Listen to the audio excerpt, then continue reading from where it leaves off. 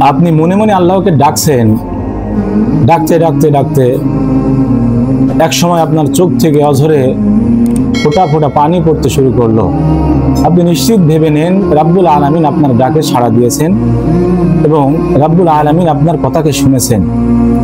ওই টাইমে রাব্বুল আলামিনের কাছে আপনি আপনার সমস্ত চাওয়া, সমস্ত পাওয়াকে রাব্বুল আলামিনের কাছ থেকে আপনি হাসিল করে নেন। জীবনের সমস্ত গুনাহ, জীবনের সমস্ত পাপ মোচন করে নেন।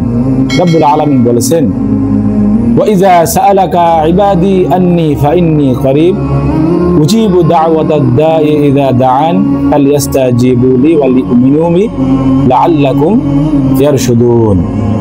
রাব্বুল আলামিন বলেছেন, বান্দা যখন আমাকে ডাকে, আমি বান্দার ডাকের কথা, বান্দার ডাকের আওয়াজটা আমি শুনতে পাই, আমি তার ডাকে সাড়া দিই। উদউনি আস্তাজিব লাকুম। রাব্বুল আলামিন বলছেন, তোমরা ডাকো আমাকে, আমি তোমাদের ডাকে সাড়া দেই।